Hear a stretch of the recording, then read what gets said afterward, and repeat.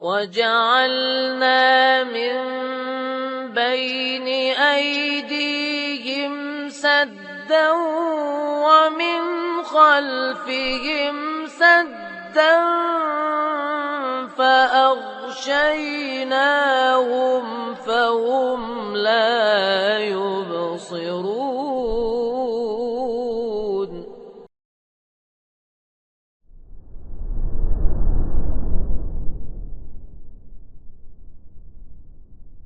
Oke, mulai. Bismillahirrahmanirrahim. Assalamualaikum warahmatullahi wabarakatuh. Innal hamdalillah nahmaduhu wa nasta'inuhu wa nastaghfiruh wa na'udzu billahi min shururi anfusina wa sayyiati a'malina. May yahdihillahu fala mudilla lahu wa may yudlil fala hadiya lahu. Asyhadu an la ilaha illallah wahdahu la syarika lahu wa asyhadu anna Muhammadan 'abduhu wa rasuluhu la nabiyya ba'dahu. يا أيها الذين آمنوا اتقوا الله حق تقاته ولا تموتن إلا وأنتم مسلمون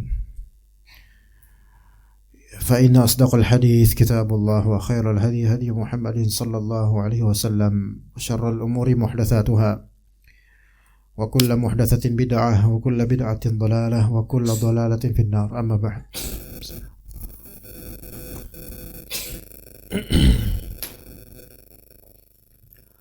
Insyaallah kita akan melanjutkan pengkajian tafsir Al-Quran untuk surat Al-Baqarah ayat 155 sampai 157 biiznillah ta'ala. Pada bulan lalu ya sebenarnya qadarallahna tidak fit dan suara betul-betul serak, tidak memungkinkan untuk berbicara lama ya. Jadi berudhur dan insyaallah kita lanjut pada hari ini insyaallah di duha ini 155 pengkajian ayat Al-Quran, 3 ayat yang sangat-sangat penting, bermanfaat, berfaedah dan sangat relate terhadap seluruh dari kehidupan masing-masing kita, yaitu firman Allah Subhanahu wa taala setelah ta'awudz, kita berta'awudz, a'udzubillahi minasyaitonir rajim. Wa lanabluwannakum bisyai'in minal khaufi wal ju'i wa naqsin minal amwali wal anfusi wath thamarat wa basyiris sabirin alladzina idza asabatuhum musibah qalu inna lillahi wa inna ilaihi raji'un. Ulaika 'alaihim salawatun min rabbihim wa rahmah wa ulaika humul muhtadun. Jadi ini kajian tafsir sekaligus kajian akidah serta tazkiyatun nufus insyaallah taala yang mudah-mudahan bermanfaat untuk anak pribadi dan juga para ikhwah dan akhwat sekalian rahimakumullah. Biasanya ada yang ngebacain Bapak yang di sini. Sekarang belum ada. Kemana beliau apa sedang uzur? Ke Jogja. Forever atau temporary? Belum tahu. Tapi biasanya ada hanya hariannya, mungkin lagi safar ya. Bismillah. Ada yang bisa tolong bacakan mungkin terjemahannya, mungkin Pak Deden bisa? Pak Deden? 3 ayat 155. Bisa.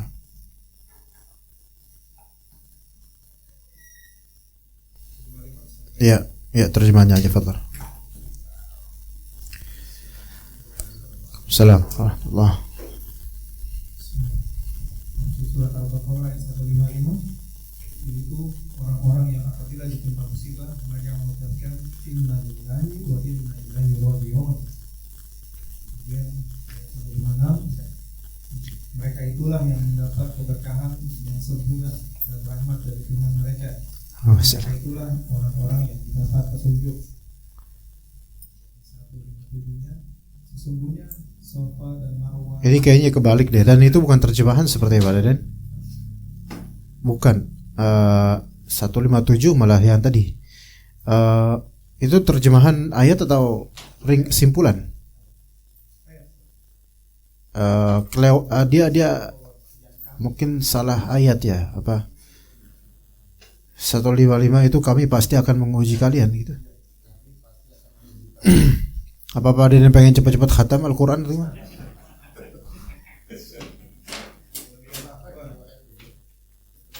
Dan sungguh akan kami berikan cobaan kepadamu dengan sedikit ketakutan, kelaparan, kekurangan harta, jiwa, dan buah-buahan.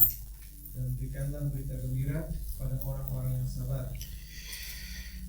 5:6-nya. Yaitu orang-orang yang apabila ditimpa musibah mereka mengucapkan inna lillahi wa inna ilaihi raji'un. Ya, mereka itulah yang mendapat keberkahan yang sempurna dan rahmat dari Tuhan mereka, dan mereka itulah orang-orang yang mendapat petunjuk. Oke. Ya, ahsan, jazakallah khair. Baik, ini tiga ayat ini sangat agung. Sangat agung dan penting buat kita untuk mempelajari semuanya. Baik.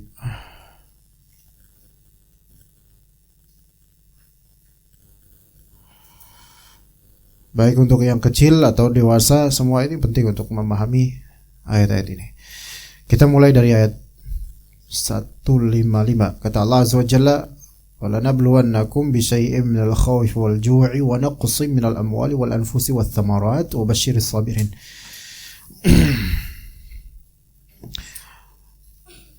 Kita pahami dulu kerangka ayat satu ini, 155. Ada dua kalimat.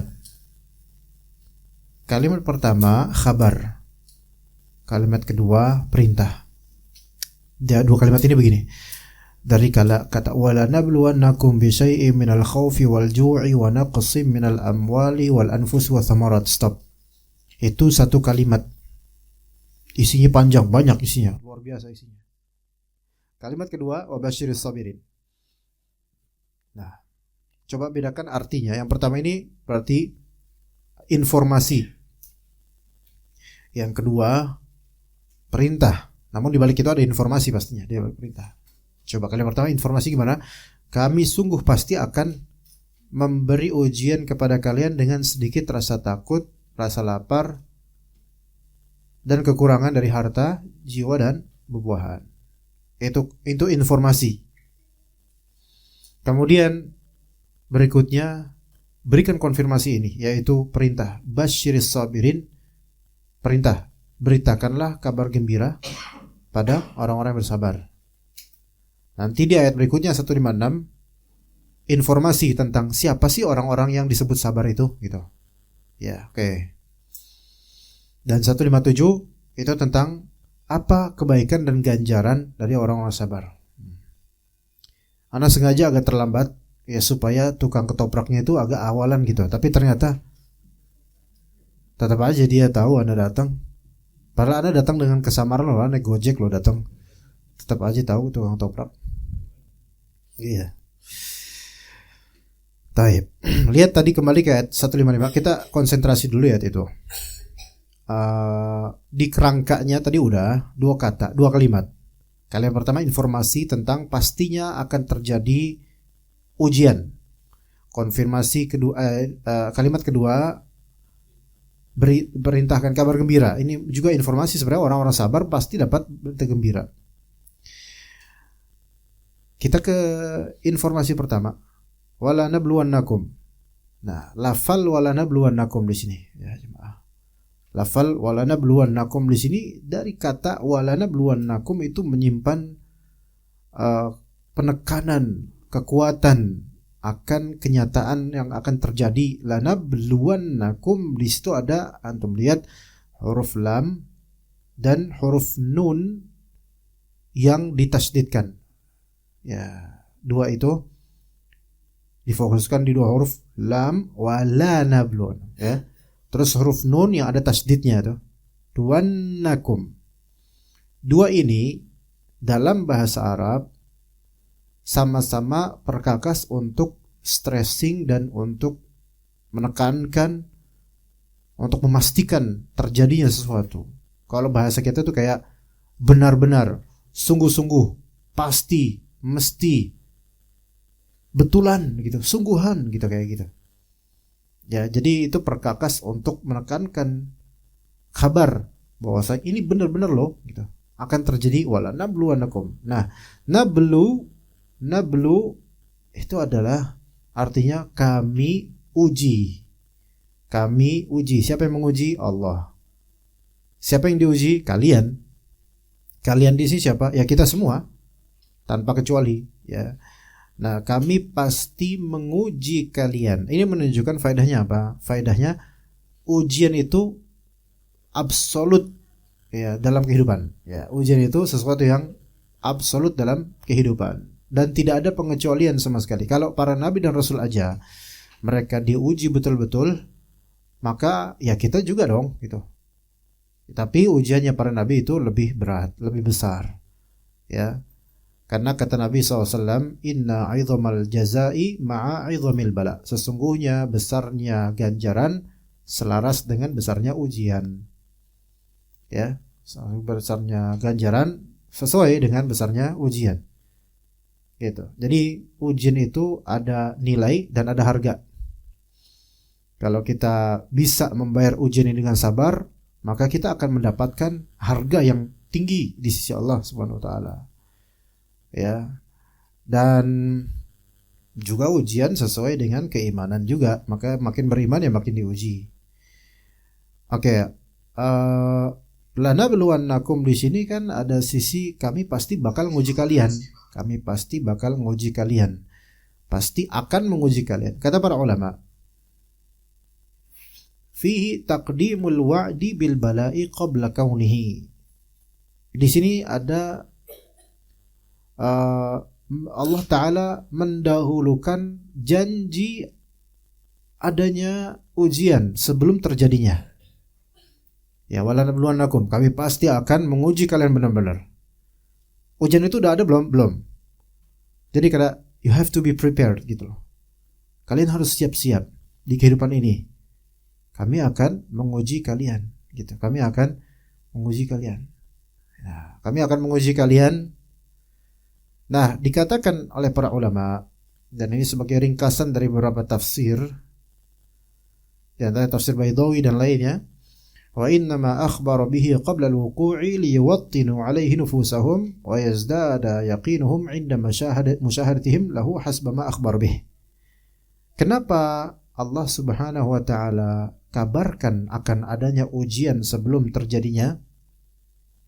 Tujuannya apa? Tujuannya dua. Kenapa Allah Ta'ala kabarkan atau pastikan bakal ada ujian buat kalian sebelum terjadinya dikabarkan oleh Allah? Tujuannya dua. Tautinun nafs, yaitu untuk menguatkan jiwa orang yang akan diuji ini.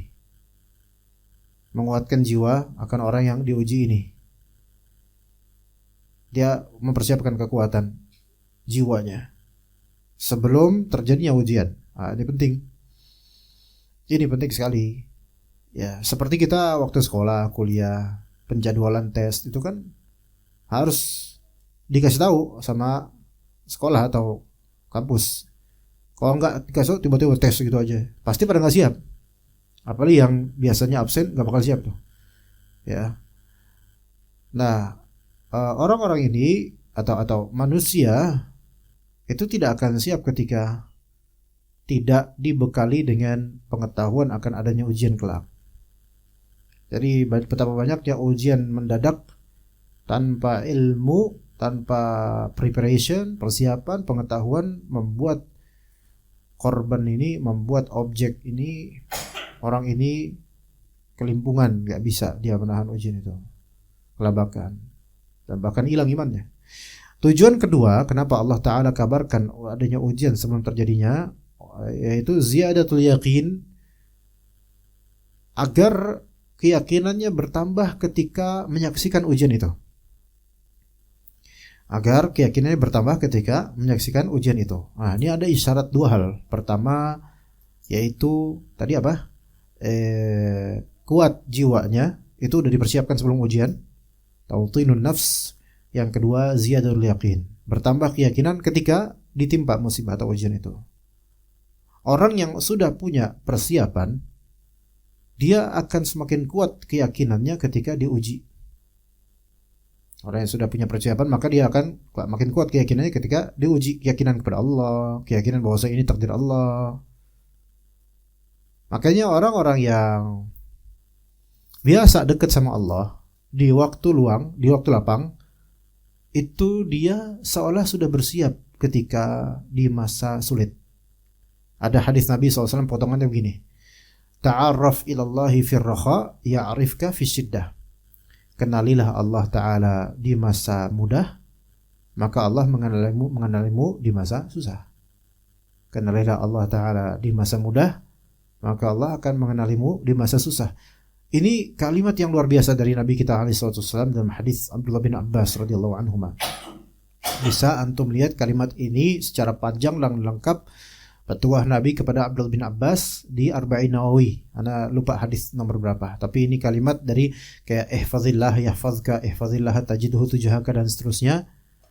Jagalah agama Allah, Allah akan jagamu. Ya, nanti kalau misalnya mungkin selesai kajian bisa antum cek hadis tersebut. Ya, ada kalimat ta'arraf ilallahi firraha ya'rifka fisyiddah. Kenalilah Allah di masa mudah, maka Allah Ta'ala akan mengenalimu di masa susah.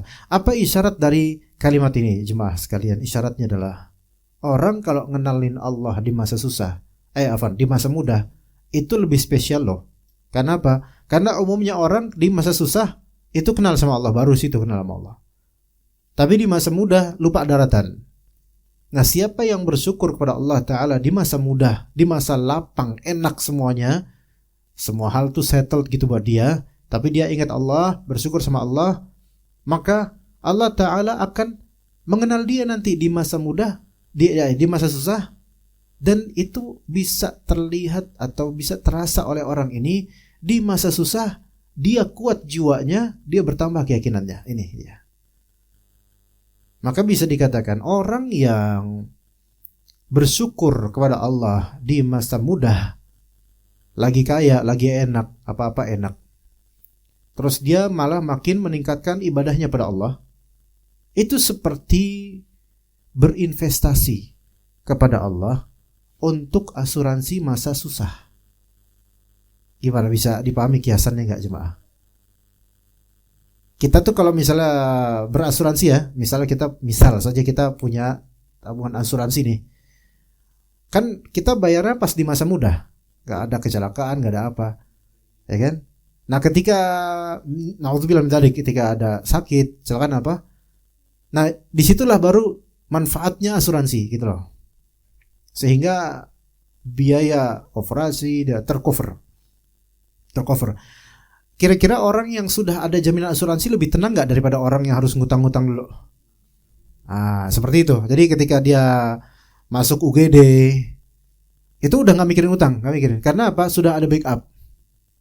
Backupnya yaitu amalan dia berupa menabung atau bulanan dia bayar asuransi premi itu. Jadi ini lepas dari riba atau enggaknya itu urusan lain ya. Ini hanya kiasan aja. Maka orang yang dalam kondisi bahagia dan dia tetap dekat sama Allah, itu seperti dia mengasuransi dirinya agar di masa susah Allah tuh menjamin dan membackup semua kebutuhannya. Itu bisa teman bapak-bapak misalnya dia usia senja misalnya, ketika kadang-kadang membutuhkan ini, kadang-kadang ada aja halangannya dalam hidup ini, mau gini susah, mau gitu susah. Itu kenapa tetap tenang? Mungkin karena ketika bapak lagi muda atau mungkin lagi apa-apa mudah, itu tetap ke Allah Azza wa Jalla, maka Allah Ta'ala akan menenangkan qalbu kita ketika kita lagi susah. Itu salah satu isyarat dari hadis tersebut. Jadi bala ujian itu absolut, pasti. Ya, itu pasti. Cuman beda, yang membuat beda itu adalah iman, yang membuat beda itu kesabaran, yang membuat beda itu mindset, ilmu dan seterusnya. Tayyib, kata Allah, walanabluwannakum bisyai'in. Bisyai'in, apa yang Allah Ta'ala uji? Siapa yang Allah Ta'ala uji? Kalian, manusia semuanya. Lalu dengan apa?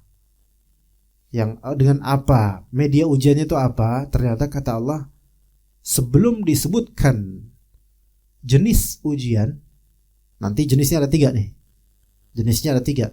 Sebelum disebutkan jenis ujian, Allah sudah menyebutkan karakter atau sifat semua dari jenis ujian itu dengan lafal bisyai'in. Syai' itu something. Kalau bahasa Inggrisnya something little. Syai dengan mufrad yaitu singular bentuknya, bukan plural. Kalau plural kan bi asya, bukan. Bi syai'in dengan mufrad, dengan singular menunjukkan little. Ya. Little. Sedikit.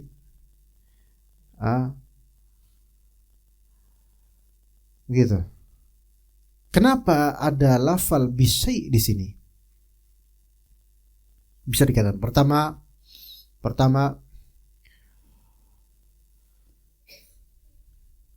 dengan tujuan agar manusia itu termindsetkan musibah ini kecil. Gitu. Musibah ini kecil. Gitu dulu. Karena manusia itu ketika menganggap suatu kesulitan itu besar, maka akan besar baginya. Gitu. Tapi ketika musibah itu sebesar apapun, maksudnya ini bukan musibah agama ya, ini musibah dunia. Musibah dunia kayak luka, kecelakaan, kemiskinan, kehilangan benda dan seterusnya. Kalau dia nganggap itu besar, kalau nganggap padahal itu kecil doang, misalnya kehilangan 20.000 misalnya, tapi bagi dia itu besar, maka itu jadi besar sesuai dengan mindsetnya. Tapi kalau kehilangannya sebenarnya mungkin nominal besar bagi umumnya orang, besar, tapi dia menganggap ini kecil karena ini dunia, maka musibah itu akan kecil baginya dan Allah akan ganti. Ini tujuannya bisyai'in gitu loh. Jadi kita kehilangan sesuatu, baik kehilangan anggota tubuh fungsinya, atau kehilangan kesempurnaan fungsi anggota tubuh, atau kehilangan harta, bahkan kehilangan anggota keluarga dan seterusnya. Ketika kita berkiblat pada ini bisyai'in, maka kita akan menganggap oh ya udah syai'. Masih ada sesuatu yang prizeful atau sesuatu yang valuable, yang lebih bernilai lagi yang kita punya dari Allah SWT. Nah, gitu maksudnya ya. Selama ini bukan musibah agama ya. Kalau musibah keagamaan ya ini besar semua. Maksiat, dosa besar, ya itu besar semua. Nggak bisa dikatakan gampang, dosa kecil. Nggak bisa gitu. Namanya agama, ya maksiat ya nggak bisa dikecilin gitu aja. Apalagi syirik, kufur, nggak bisa dientengin begitu saja. Ya, oke. Itu tujuan pertama. Dan yang kedua, hendaknya tujuan kedua yaitu hamba ini mentaklil, menganggap sedikitnya musibah duniawiyah dibandingkan musibah ukhrawiyah. Tujuannya begitu. Ya. Mindset kita itu harus begitu, jemaah. Bahwasanya kehilangan atau kekurangan apapun di dunia ini langsung kita komparasikan dengan bagaimana tidak mudahnya akhirat manusia itu. Maka akan terasa kesulitan dan kekurangan dunia ini kecil, beneran deh. Bapak-bapak lebih senior daripada saya, lebih paham dengan pengalaman masing-masing. Saya yakin semua dari sini pernah memiliki kehilangan, pernah kehilangan akan sesuatu, kekurangan akan sesuatu. Masing-masing punya pengalaman yang Allah titipkan. Apalagi bapak-bapak yang udah usia di atas 50, 60 itu udah nggak bisa dijabarkan lagi pengalaman sebegitu banyaknya. Dan dari pengalaman itu kan kita tahu bahwasanya toh kita masih memiliki iman sekarang dengan segala kekurangan dan kehilangan dari puluhan tahun lalu. Udah berapa ratus juta Pak, misalnya Anda telah spending money atau kehilangan atau dicuri atau apa, udah berapa ratus juta Pak, udah hilang semua. Tapi coba sekarang masih bisa hidup, masih nyaman, masih bisa kajian dan seterusnya, dan itu semua selesai begitu aja, lewat dah. Ternyata ya udah hilang, seperti udah nggak kerasa lagi. Paling hanya memori kenangan masa lalu aja, itu pun nggak lengkap. Saya kecil gitu loh. Maka hendaknya kita lihat ketika kita mendapatkan musibah, dan ini bukan hanya omon-omon ya kata orang politikus, bukan hanya omon-omon. Kita harus sampai ke hati, mempatrikan bahwasanya segala kehilangan, segala kekurangan, dan segala kekhawatiran dunia itu sangat kerdil dan kecil jika dibandingkan dengan segala kehilangan, segala kekurangan, dan segala kekhawatiran di alam akhirat nanti. Gak ada apa-apanya wallahi. Makanya dilatih di dunia ini untuk menstabilkan kolbu agar tidak terlalu merasa kehilangan akan dunia, supaya di akhirat itu terjaga kolbunya, karena sudah Allah Subhanahu wa taala perbaiki kolbunya, selamatkan kolbunya, maka di akhirat dia akan selamat. Tapi orang yang panikan akan kehilangan masalah dunia, kekurangan duniawi, kekhawatiran dunia itu kayak satu kehilangan itu kayak udah kehilangan seluruh alam aja gitu, maka orang ini tuh susah menghadapi akhiratnya. Nah, Muslim seperti inilah. Muslim harusnya apa? Dunia ini gak seberapa. Nabi SAW yang mengatakan kok dunia ini sebenarnya gak lebih berharga daripada sebangkai kambing, seonggok bangkai gak lebih berharga. Maksudnya gak lebih berharga di sini adalah pencapaian dunia yang dicita-citakan manusia itu nggak ada harganya sebenarnya di akhirat. Baru dunia ini ada rasa harganya ketika apa? Ada nilai ibadah dan akidah yang benar di situ. Begitu. Makanya dalam hadis Nabi juga, dunia mal'unah wa mal'unatun ma fiha.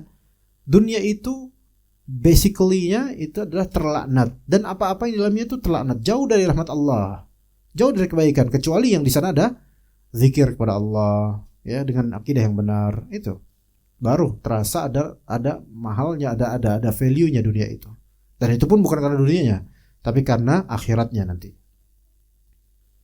Maka selalu ingat jemaah sekalian, dengan adanya lafal bisyai ini ada bimbingan dari Allah Azza wa Jalla terhadap qalbu kita masing-masing, bahwasanya segala kekurangan, segala kekhawatiran, segala kehilangan atau segala ketidak mendapatkan sesuatu di dunia ini, itu adalah hal yang sebenarnya kecil kalau kita memang kiblat kita ke akhirat.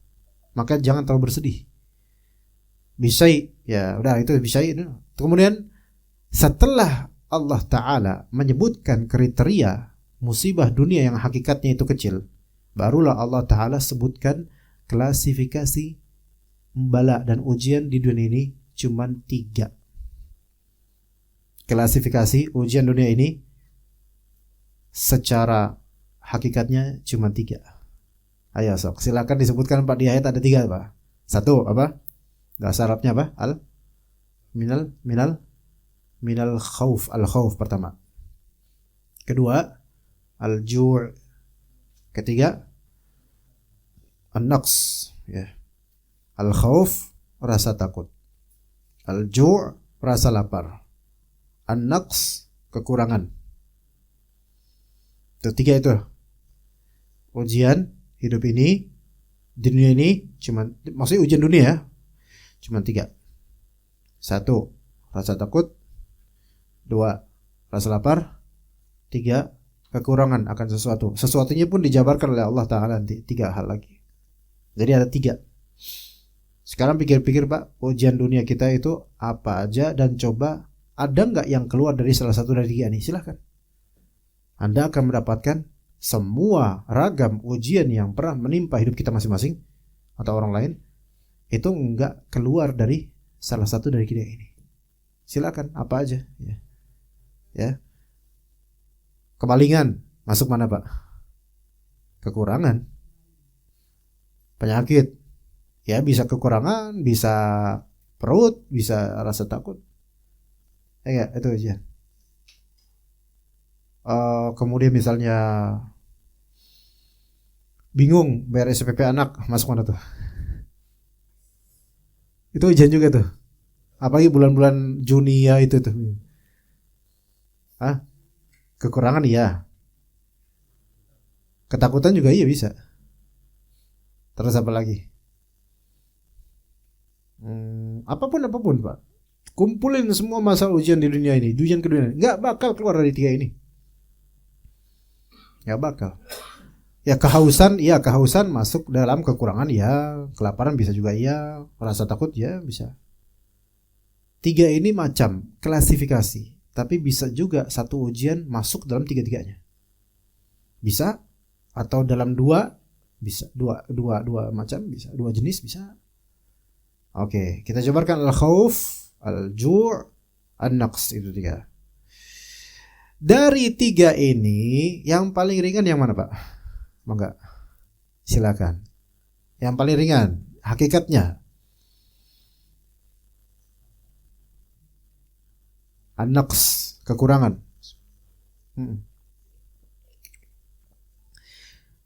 Kenapa paling ringan?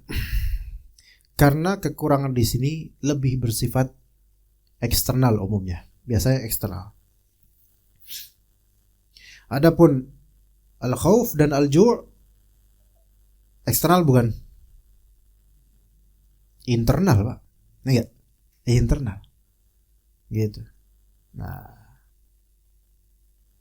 berarti paling tingginya tingkatan ujian dunia yang kecil ini apa?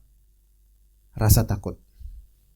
Baru kemudian tingkatan yang paling tinggi kedua setelah rasa takut apa? Rasa lapar. Dan tingkatan paling buncit apa? Kekurangan atau kehilangan sesuatu dari materi. Nah, karena eksternal materi itu.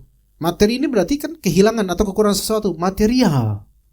Kebendaan, pendapatan, pemilikan gitu. Nah, kalau ju' berarti kaitannya kan perut. Tapi perut ini membutuhkan materi enggak? Membutuhkan materi. Makanan tetap ada sambungannya dengan materi. Namun hati yang paling dahsyat kalau udah kena ujian. Makanya al-khauf paling awal. Artinya gini, Pak. Kalau ujian yang menimpa Anda itu hanya kehilangan, tapi Anda enggak sampai lapar, masih syukur-syukur itu. Ya enggak? Misalnya kehilangan 500.000. Ya, ujian nih. Kekurangan ya, kehilangan uang. Tapi Anda masih punya 5 juta. Masih bisa makan. Masih tenang enggak? Harusnya masih tenang, jangan belingsakan gitu. Tapi kalau Anda misal Anda fakir miskin, ini pun uang 20.000, ini pun uang 50.000 satu-satunya nih. Udah satu-satunya 50.000 hilang pula. Nyambung kemana nanti? Lapar enggak? Lapar. Jadi bukan kehilangan, udah mulai masuk ke fisik nih, lapar nih, gitu kan? Tapi jangan sampai dengan lapar ini masuk ke nomor pertama, yaitu apa? Ketakutan. Itu dia, Pak. Ya gitu, tingkatnya begitu. Nah ini kuncinya, Pak ya. Ayat ini dari sejak kapan tahu Rasulullah SAW udah nyebutin ayat ini. Bahkan boleh jadi bapak-bapak kita nih udah puluhan tahun mengalami ujian, tapi boleh jadi frame tentang ujian baru sekarang paham. Oh gini ya derajatnya nih. Benar juga ayat udah ada. Karena alhamdulillah Allah kasih hidayah mungkin baru sekarang, tapi alhamdulillah. Begitu. Pak Ade bukan? Nah, bukan. Nggak, kalau ada Pak Ade kita sudahi aja kajiannya. Oke. Gitu, Pak. Oke, ujian dunia kalau udah sampai hati itu jadi berat sebenarnya. Oke. Ujian perasaan bagi sebagian orang lebih berat daripada ujian materi. Begitu. Satu rumah, kaya, fasilitas lengkap. Tapi kalau udah sampai hati kesel, khawatir, bingung, gak ada enak-enaknya itu semua materi. Karena udah sampai hati. Makanya ujian dunia itu gak usah dibawa ke hati kalau bisa. Gak usah dibawa ke hati, gak usah terlalu dipikirin, tawakal sama Allah. Cari solusinya, ikhtiar, selesai. Baik selesai memang benar-benar selesai, atau Allah yang nyelesain. Dan pastinya Allah yang nyelesain insyaAllah. Ya, minal khawfi wal ju'i wa naqs. Naqs itu kekurangan. Kemudian yang naqs ini variannya banyak. Kalau rasa takut udah di hati doang. Hati, jantung kita cuma satu, dan hati ini maksud adalah hati secara ma'nawi, bukan hati fisik jantung ini. Kalau jantung ini berarti penyakit fisik medis gitu. Enggak, ini penyakit qalbu. Kurang tawakal, dengki makanya khawatir, sombong makanya khawatir jika ada orang yang menandingi, dan seterusnya. Perut ya cuma satu gitu loh. Ya. Kemudian tapi kalau masalah materi yang eksternal itu nggak ada di tubuh, nggak ada di dalam tubuh kita. Melainkan ini banyak variannya. Rumah, kendaraan. Ya makanya Allah katakan minal amwali wal anfusi minal amwali satu A, wal anfusi B, wa thamarat C. Ini dikasih sampelnya oleh Allah. Wa naqsim minal amwal satu harta, wal anfus jiwa, nyawa ya. Thamarat buah-buahan berkaitan dengan food, makanan. Naqs ini yaitu kekurangan atau kehilangan dari tiga hal ini, dan ternyata materi ujung-ujungnya itu sebenarnya kembali ke tiga ini, materi manusia, yaitu pertama amwal, jamak dari mal. Mal itu adalah kepemilikan. Kepemilikan ini bisa berupa properti, tanah, rumah, kendaraan, buku-buku, perhiasan, duit, rekening tabungan, apapun itu. Ini masuk mal semua. Jadi mal itu kepemilikan ternyata ya banyak banget, Pak. Banyak banget variannya. Itu ya. Kemudian yang B dari ujian kekurangan atau kehilangan yaitu apa? Anfus. Jamak dari nafs yaitu nyawa, jiwa. Kekurangan nyawa itu seperti apa? Saudara meninggal, anak meninggal, istri meninggal, atau perceraian. Itu termasuk ujian eksternal yang bisa masuk ke hati kadang-kadang. Ya rata-rata masuk ke hati lah kalau kayak gini, perceraian terus misalnya. Ya. Al-anfus ya. Samarat buah-buahan. Ya, ini memang bukan harta yang didapat langsung, tapi buah-buahan yaitu mungkin kekeringan, panceklik, pandemi dan seterusnya. Berarti supply chain untuk buah-buahan udah nggak ada, misalnya rantainya habis karena hama dan seterusnya. Nah ini, ya, maka ini masih ujian materi duniawi yang jangan sampai masuk ke ujian perut. Kalaupun iya, jangan sampai masuk ke ujian hati, karena udah jadi berat kalau sampai ujian hati. Tapi tetap di sisi Allah itu semua syai' kecil, karena kekhawatiran di akhirat nanti jauh lebih mengerikan. Ya, neraka bahkan sebelum ke akhirat, Pak, atau di alam kubur, wah itu nggak mudah, itu serem. Ya, kalau nggak percaya rasain, ya kalau nggak percaya. Ya semoga enggak gitu. Semoga Allah Ta'ala mudahkan alam kubur kita. Semoga Allah Ta'ala hindarkan kita dari azab kubur. Semoga Allah Ta'ala mudahkan kita untuk menjawab pertanyaan-pertanyaan kubur. Tetapi kan kita nggak tahu karena itu gaib. Sehingga sesuatu yang gaib dan banyak kabar-kabar mengerikan tentangnya, kita harus antisipasi dari sekarang. Gitu, dengan beramal soleh dan menjauhi hal-hal yang menyebabkan azab kubur. Oke, jadi udah paham tadi informasi dari Allah Azza wa Jalla. Maka bersiaplah. Ini kalimat-kalimat ini, ayat Al-Quran itu bukan untuk hanya orang tua saja yang sudah dewasa dan sudah senior dalam mengalami kehidupan ini, tapi ditanamkan pada remaja-remaja sekarang, apalagi Gen Z.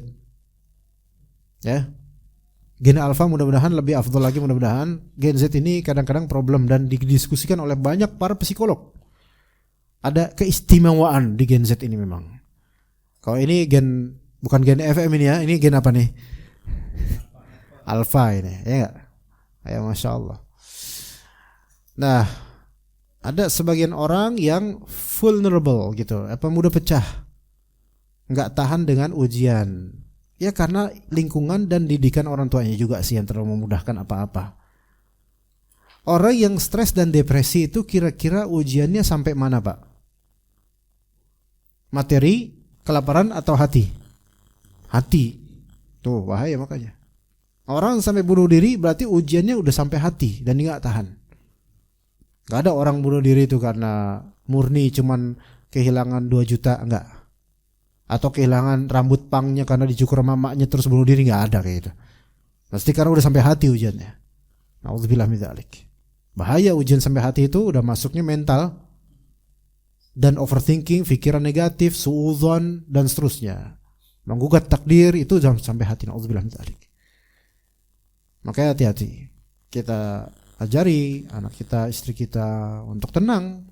Karena ujian kita itu standar duniawi aja gitu loh. Kalau misalnya ujian kita, misalnya apapun itu kekurangan, coba masih ada yang jauh lebih kurang daripada kita. Masih ada yang jauh lebih kurang daripada kita. Lihat ke bawah dari segi dunia. Sehingga apa? Sehingga merasa kita tuh masih dilindungi oleh Allah, dimudahkan oleh Allah. Dan lihat kelebihan yang Allah berikan pada kita di sisi lain. Balance. Kehidupan itu balance. Insyaallah ya. Oke, kemudian kata Allah wa basyiris sabirin. Beritakan kabar gembira kepada orang-orang yang sabar. Dan basyir ini fi'il amr, kata perintah. Beritakan, wartakan kabar gembira untuk siapa? Orang-orang yang sabar. Dan basyir kita busra. Busra yaitu kabar, tapi kabar yang spesial. Enggak mesti positif, enggak mesti negatif. Tergantung konteks. Karena dalam Al-Quran itu juga ada basyir, yaitu kabar busra untuk orang-orang kafir, juga ada neraka gitu loh. Tapi busra itu apa sih sebenarnya? Nih, manusia bahasa Arabnya bisa insan, bisa juga bashar. Bashar itu manusia. Kenapa manusia disebut bashar? Dari kata kulit bashar itu. Bashar itu kulit artinya. Karena manusia ini diliputi dengan kulit. Dan tidak dengan bulu, semuanya bulu, enggak. Dengan kulit ya. Nah, makanya disebut bashar. Lalu apa kaitannya bashar dengan busra? Kaitannya adalah busra itu kabar yang membuat raut kulit muka berubah, itu namanya busra. Itu namanya busra. Kabar yang membuat kulit rona wajah, kulit muka berubah, itu busra. Kalau misalnya kabarkan pada antum, Pak, toke sama cicak itu beda loh Pak. Ini kabar bukan? Kabar. Tapi mengubah wajah antum enggak? Enggak. Masya Allah Ustaz, subhanallah, info yang sangat bermanfaat dunia akhirat. Enggak bakal antum ngomong gitu. Karena ini kabar apa aja enggak penting banget gitu. Tapi kalau misalnya kita bilang, Pak, Mama Gufron taubat, itu baru, wow. Itu baru antum apa? Alhamdulillah. Ini busra. Dan kita harapkan begitu. Ini busra. Gitu. Pak, polisi tidur nggak bangun-bangun. Nah ini ngomong apa sih Ustaz? Gitu. Apaan sih? Ustadz kok kayak gitu ngomongnya? Gitu kan? Iya. Gitu. Jadi busra itu adalah kabar yang membuat kulit wajah itu ada sedikit perubahan atau ada banyak perubahan. Makanya masuk busra. Baik kabar baik maupun kabar buruk. Gitu. Yang kata jokes orang-orang dahulu tuh, Pak Haji, anaknya judi Pak Haji. Astagfirullah. Kesel kan muka Pak Haji? Tapi menang Pak Haji. Alhamdulillah. Alhamdulillah Pak Haji model apa nih ya? Itu busra dua-duanya enggak? Kalau emang itu terjadi, busra dua, iya, busra kabar positif dan kabar negatif bagi dia, yang membuat raut wajahnya berubah, gitu. Kabar kematian seseorang misalnya, atau saudara mati, astagfirullah, ya Allah dia, padahal baru kemarin, kan berubah wajahnya itu. Ini busra namanya, walaupun negatif. Dan kabar busra untuk orang-orang kafir dengan berupa azab jahanam itu juga busra namanya. Karena apa? Karena ketika mereka mendapatkan apa yang dikabari itu betul-betul berubah wajah mereka. Ya coba aja Pak, antum ketemu enggak di sini ya, jangan di sini. Sini dikeprukin nanti. Atau misalnya ke Swedia misalnya ketemu orang Nasrani. Antum kalau misalnya enggak ke Islam masuk neraka antum. Mesti mukanya berubah, ya. Berubah karena kesel juga gitu. Maka ini busra. Iya begitu ya. Jadi busra wabashir, yaitu berikan kabar gembira membuat raut wajah mereka berubah. Untuk orang-orang yang sabar. Orang yang sabar ketika diberikan kabar gembira berubah enggak? Kadang orang sabar tuh menahan rasa sakit di hatinya, diem gitu. Tapi ketika anak kasih kabar kepada antum kabar baik, Allah Ta'ala akan nolong antum. Insyaallah ya gitu. Dia langsung wajahnya tuh agak seneng karena didoakan baik-baik. Ini busra termasuk. Gitu, itu busra termasuk. Wabasyiris sabirin. Nah sekarang as-sabirinnya ini siapa?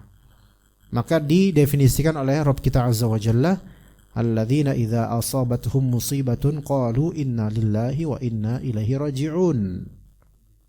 Ternyata orang yang sabar itu didefinisikan sederhana oleh Allah Ta'ala, tapi ini sederhana cuman isinya mewah, megah.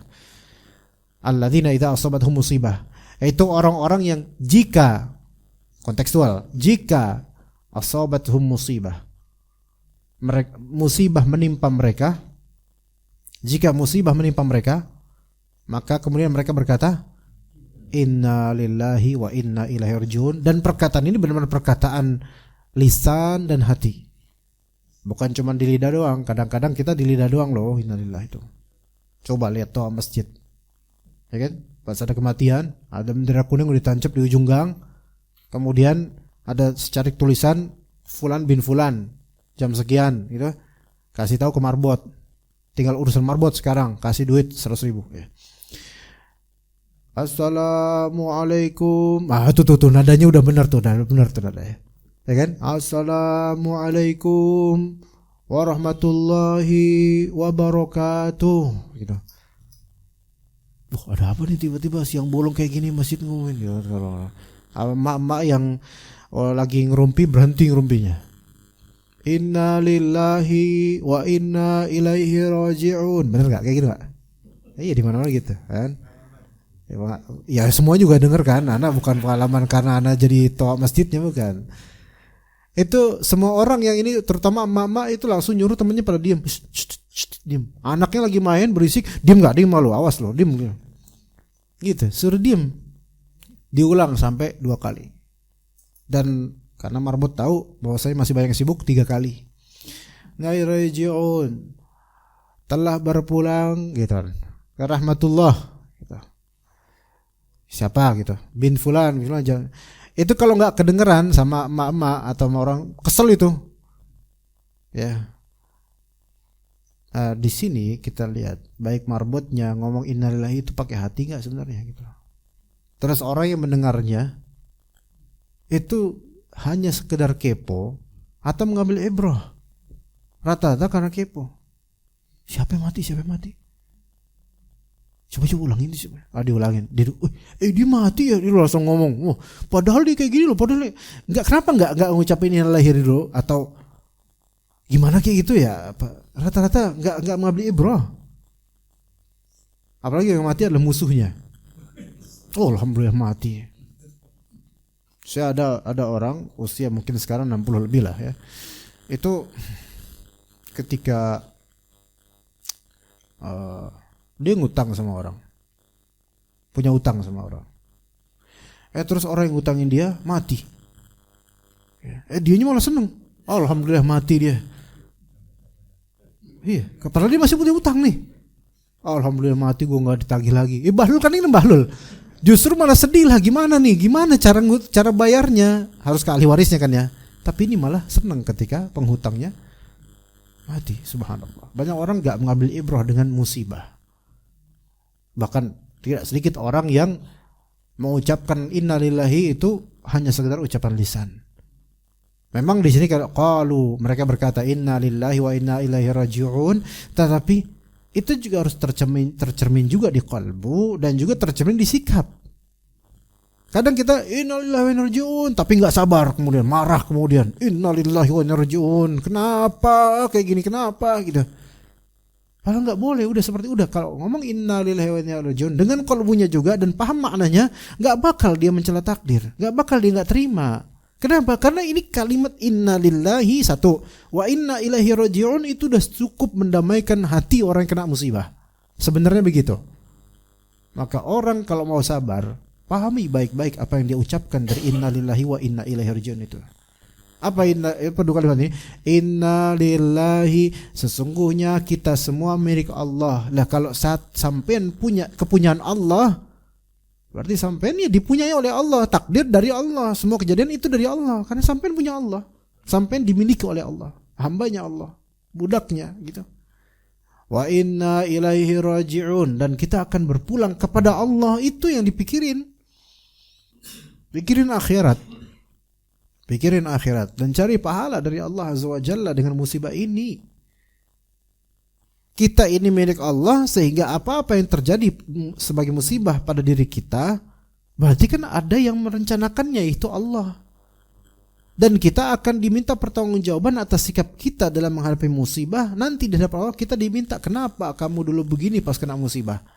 Ditanya, maka harus jaga sikap gitu.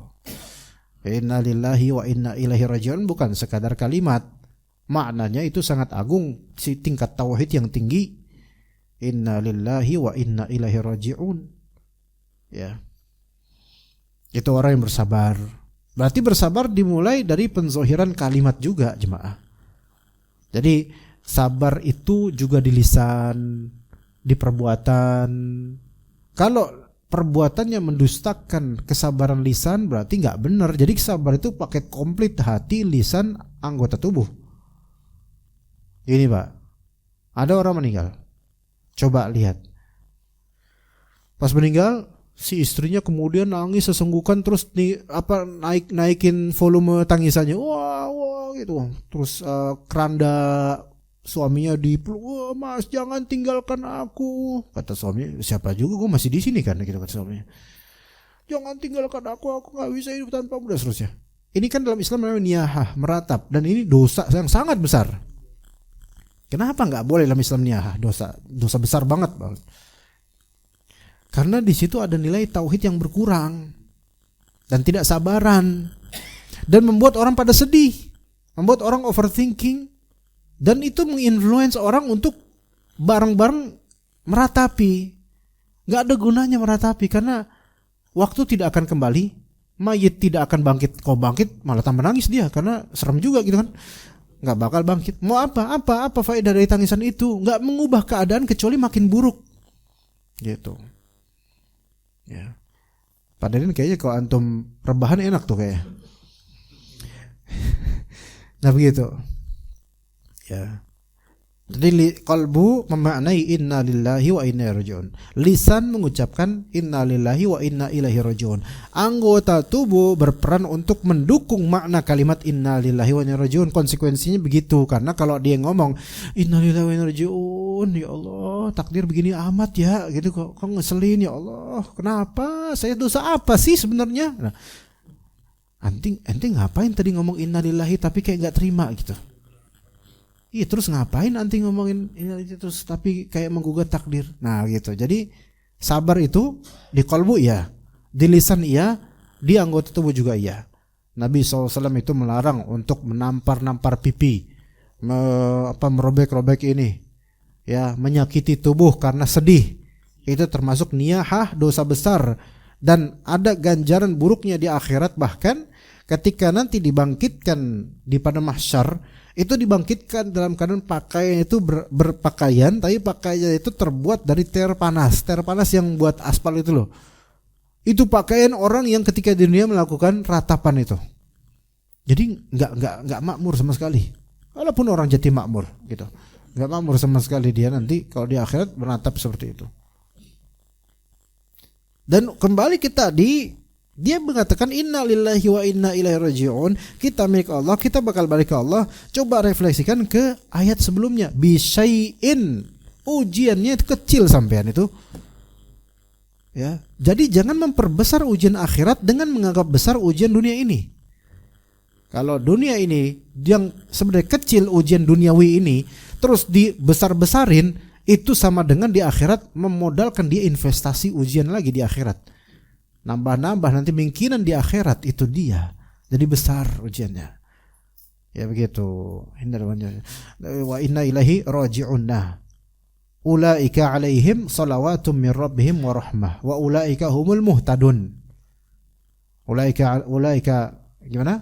Ulaika alaihim salawat min rabbihim wa rahmah wa ulaika humul muhtadun. Di sini kita katakan ada 3 ganjaran yang Allah sebut dalam satu ayat ini untuk orang-orang yang bersabar dan mengatakan inna lillahi wa inna ilaihi raji'un. Pertama, ulaika alaihim salawatu min rabbihim. Mereka akan mendapatkan salawat min rabbihim. Salawat di sini atau pujian-pujian dari Allah, pujian-pujian dari Rabb mereka. Allah itu kalau udah muji seorang hamba itu nggak sekadar muji kayak manusia muji orang lain. Kalau Allah muji hamba pasti ada kelaziman dan konsekuensi. Apapun terserah Allah, mau Allah kasih apa ini hamba ini terserah Allah. Kalau Allah sudah memuji, oh itu sudah beda.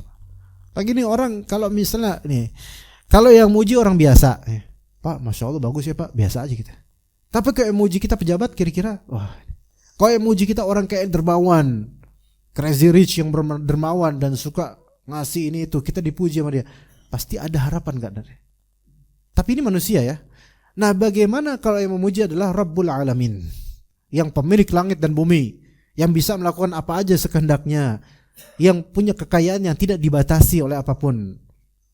Gimana kita gak punya harapan sama Allah? Ulaika alaihim salawatum min rabbihim. Allah Ta'ala berselawat atas orang-orang yang sabar. Lihat, Allah Ta'ala berselawat. Berselawat di sini maksudnya memuji orang-orang yang bersabar. Ini dipuji oleh Allah. Orang ini diuji karena sabar, dia dipuji oleh Allah. Ulaika alaihim salawat. Dan salawat di sini jamak, bentuknya plural, menunjukkan bukan sekali, melainkan salawat. Jamak, nggak dibatasin. Allah puji, Allah puji, Allah puji orang ini. Subhanallah. Mirrabi. Yang kedua, ganjaran kedua, warahmah, rahmat, kasih sayang Allah Ta'ala. Kasih sayang Allah. Rahmah ini kan mencakup kasih dan sayang. Rahmah mencakup kasih dan sayang. Jadi rahmah itu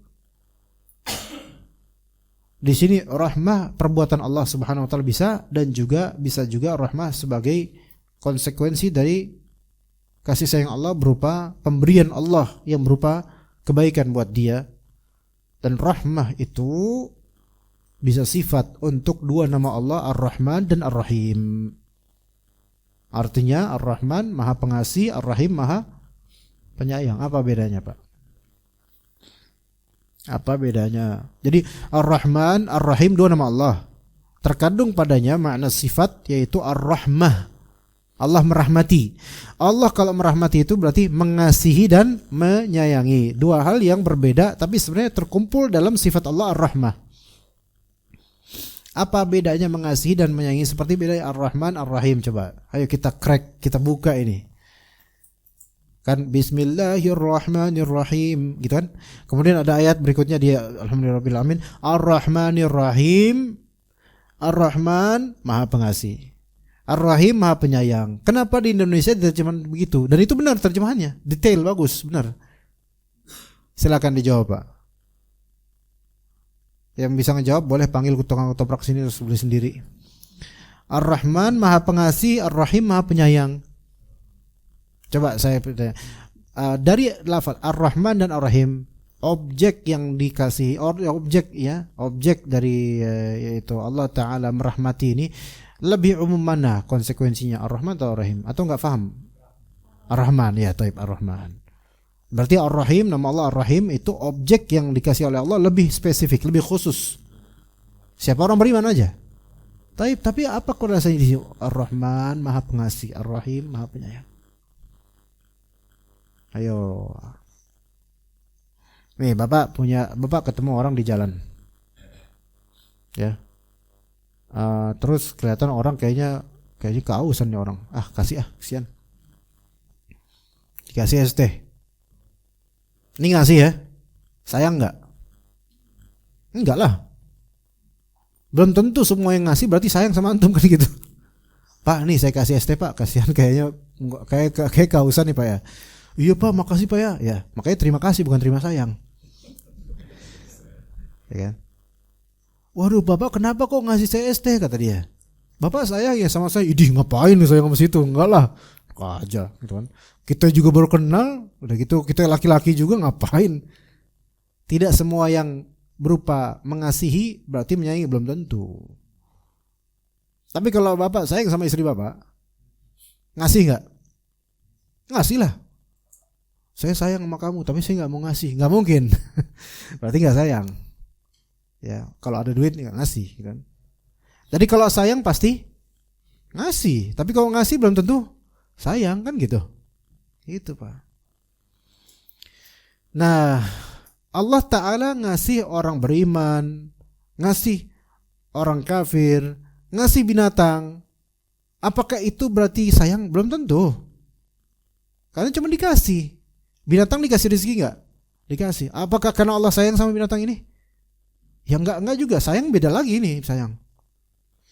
Allah Ta'ala kasih orang kafir nikmat yang banyak gitu. Apakah berarti Allah sayang sama orang kafir ini? Ya enggak lah, Allah murka sama orang kafir ini, tapi dikasih. Adapun terhadap orang beriman yang bersabar dan bersyukur, Allah kasih sekaligus sayang. Begitu. Itu bedanya Ar-Rahman dan Ar-Rahim. Nah, sekarang ulaika alaihim salawatum mir rabbihim, udah itu, wa rahmah. Mereka mendapatkan rahmat, yaitu apakah? Kasih sayang dari Rabb mereka. Berarti Allah sayang enggak sama orang yang sabar ini? Sayang. Kalau sayang pasti ngasih enggak? Pasti ngasih. Gitu. Jadi orang yang sabar tuh tenang aja. Ente bakal dikasih sama Allah. Ente bakal dikasih sama Allah. Yang ketiga, wa ulaika humul muhtadun, dan ini luar biasa. Wa ulaika humul muhtadun, mereka adalah orang-orang yang dapat hidayah. Hidayah berarti dapat apa? Dapat petunjuk how to do his life, how to do with his life. Itu bagaimana dia melanjutkan hidup, dapat petunjuk. Makanya orang yang sabar itu, orang yang tenang itu, dia yang dapat petunjuk rata-rata. Tapi orang yang belingsakan, orang yang kebingungan, itu susah dapat petunjuk. Orang yang gak terima takdir, susah dapat petunjuk. Coba misalnya antum baca di surat At-Taghabun, kalimatnya luar biasa. Anu gak tahu pernah baca di sini atau enggak. Di ayat 11. Ma asaba min musibatin illa biiznillah wa may yu'min billah yahdi qalbah wallahu bikulli syai'in alim.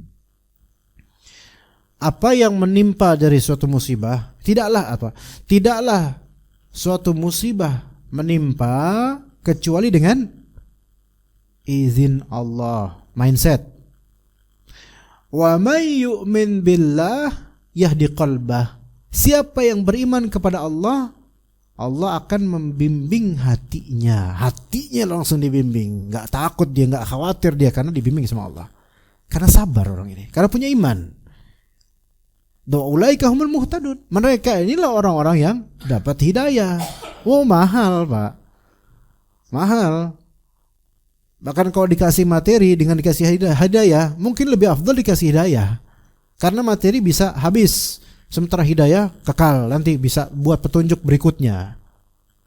Gitu jemaah.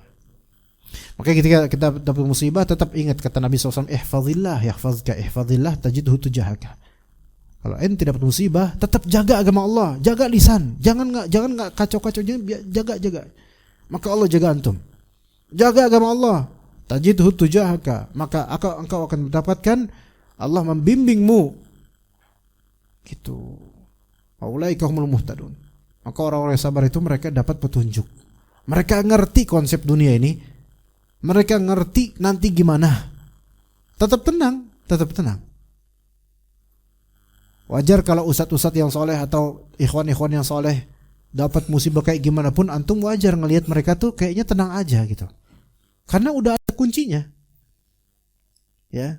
Dan orang-orang yang awam, jauh dari syariat, jauh dari ilmu syar'i, jauh dari majelis ta'lim, jauh dari orang soleh, antum lihat ngeluh dikit. Aduh, padahal enggak seberapa.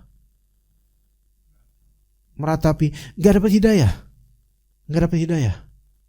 Ya. Begitu jemaah sekalian. Ini tafsir dari 3 ayat ini, mudah-mudahan bermanfaat buat anak pribadi dan juga semua jemaah sekalian. Apalagi dalam berkeluarga, ujian itu makin ada. Dan pengalaman kita, jemaah sekalian, semua dari kita punya pengalaman.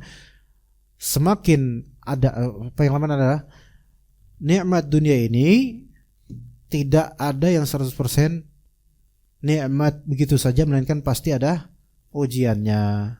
Maka siapa yang pengen bercita-cita dapat nikmat lebih, dia harus bersiap-siap untuk dapat ujian lebih. Kata Allah Azza wa Jalla, ahasiban nas ayyutraku ayyaqulu amanna wa hum la yuftanun. Apakah orang-orang menyangka bahwa mereka dibiarkan berbicara kami beriman, mereka nggak diuji? Pasti diuji supaya terketahui siapa-siapa yang jujur dalam beriman, siapa yang tidak. Begitu. Jadi ujian ini untuk menguji keimanan. Ujian untuk orang beriman, menguji keimanan mereka, seberapa imannya. Bahkan semakin tinggi keimanan, semakin besar ujian itu. Jadi nikmat dunia ini selalu berisiko. Nggak ada yang enggak. Nikmat dunia selalu berisiko. Nggak ada yang enggak. Antum beli rumah di mana, pasti ada risikonya. Antum punya properti apa, pasti ada risikonya. Antum punya gaji lebih, pasti ada tumbalnya, ada risikonya, ada semua. Iya, antum punya anak lebih, ada risikonya. Semua bujang itu mengharapkan dapat istri kemudian punya anak berapa. Nanti kita punya anak 7 ya, nanti punya anak 8. Ya fadl, cita-cita seperti itu. Tapi ente harus siap-siap. Jangan pengen punya anak 8 tapi rasa 2 doang. Gak bisa.